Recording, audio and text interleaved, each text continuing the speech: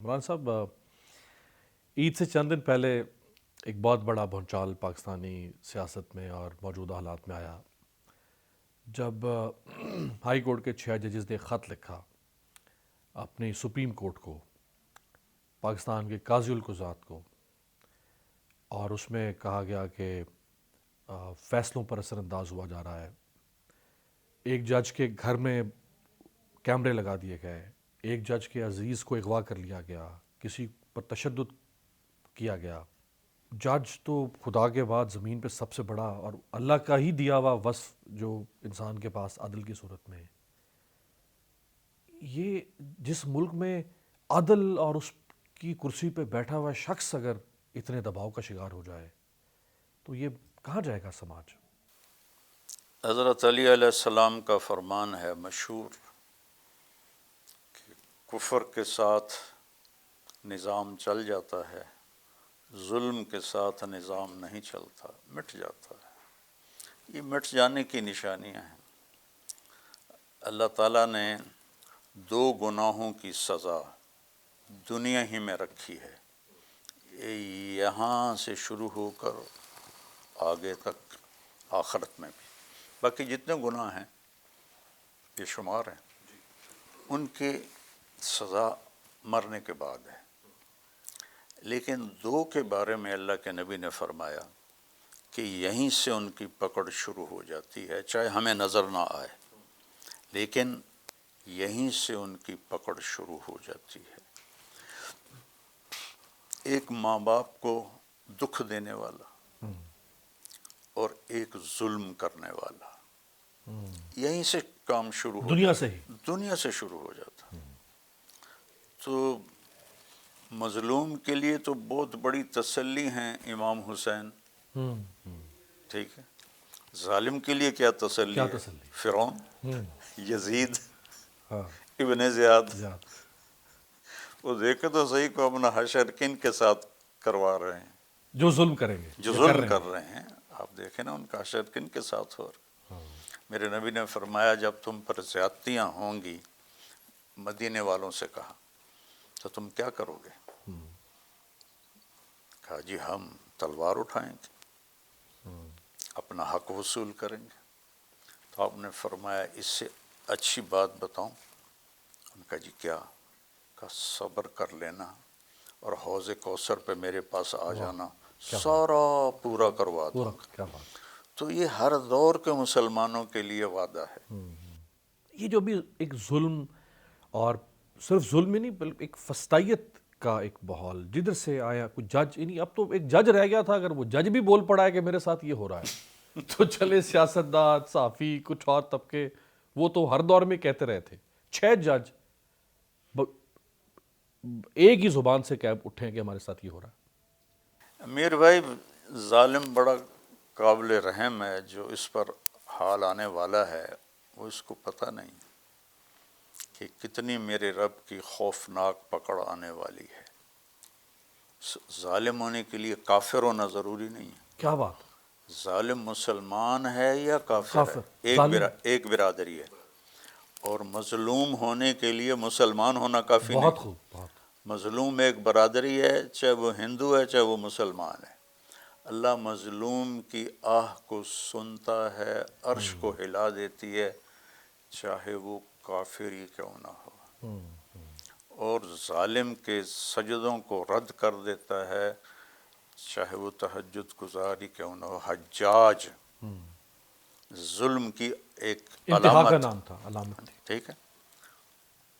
روزانہ تہجد میں 10 سپارے کھڑے ہو کے پڑھتا تھا، اور اللہ نے اس پہ ایسی خوفناک بیماری ڈالی کہ وہ عبرت کا نشان بن گیا۔ اس کو معدے کا کینسر ہوا، اور اس کے اندر اللہ نے سردی ڈال دی، تو اس کو اتنی سردی لگتی تھی کہ آگ کی انگیٹھیاں اس کے اتنی قریب کی جاتیں کہ اس کے یہ بال جلنے لگ جاتے تھے، اور پھر بھی وہ ایسے ایسے ٹھٹھرتا رہتا تھا، ایسے ایسے ٹھٹھرتا تھا، صرف ظالم ہونے کی وجہ سے۔ صرف ظالم ہونے کی وجہ سے۔ اور حکیموں نے ایک گوشت کا ٹکڑا لے کر اس کو دھاگے سے باندھ کر اسے کیسے نگل لو، تو اس نے نگلا اس کے معدے میں چلا گیا. تھوڑی دیر کے بعد انہوں نے آہستہ آہستہ آہستہ آہستہ اسے باہر نکالا تو وہ پورے گوشت کا ٹکڑا کیڑوں سے بھرا ہوا تھا. جسم میں معدے میں کیڑے پڑ کیڑے گئے. پڑ گئے تھے. ایسی عبرت کی موت تو ہو. وہ جو 10 سپاروں کی رات بھر شب بھر تلاوت تھی وہ سب اللہ نے قبول نہیں کی صرف ظلم کی وجہ سے. ظلم کی وجہ سے. آپ نے عمر بن عبدالعزیز کو 5واں خلیفہ راشد کہا جاتا ہے، جو بنو امیہ میں عبد الملک کے بھتیجے تھے، عبدالعزیز کے بیٹے تھے. عبد الملک عبدالعزیز دونوں بھائی تھے. تو وہ فرماتے ہیں کہ میں نے خواب دیکھا کہ عبد الملک اور حجاج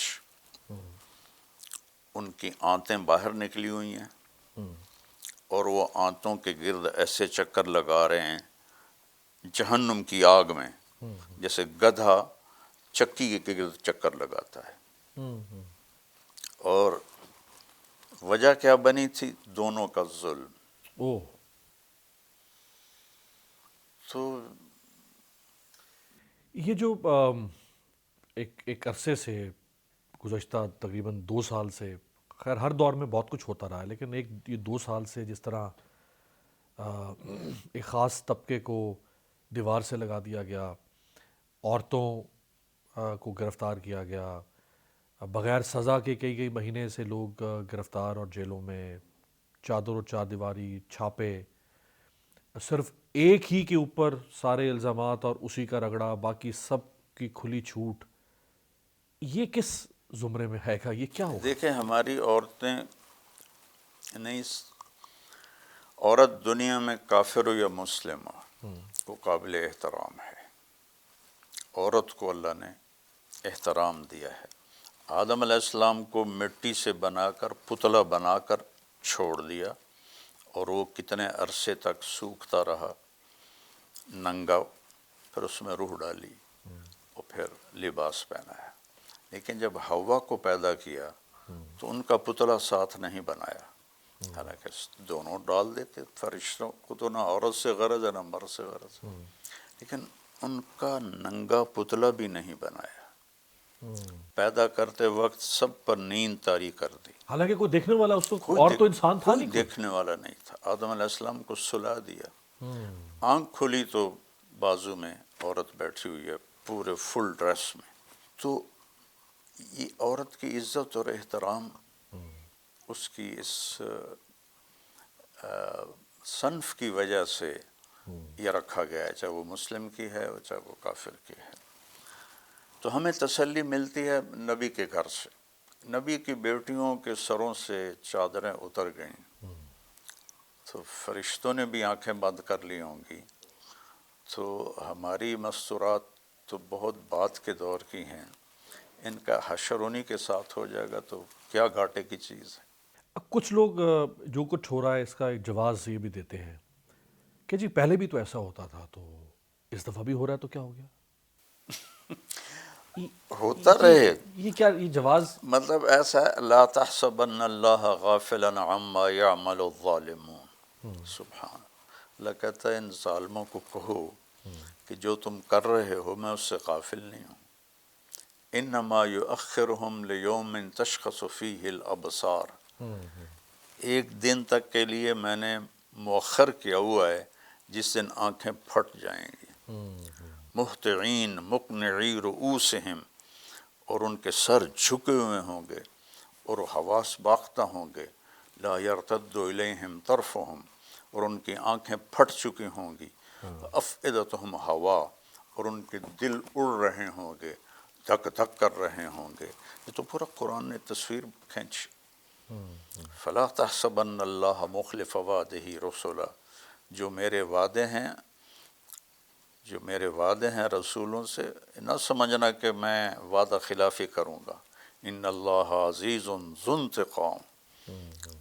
اللہ تعالیٰ انتہائی طاقتور ہے اور انتہائی انتقام لینے والا ہے.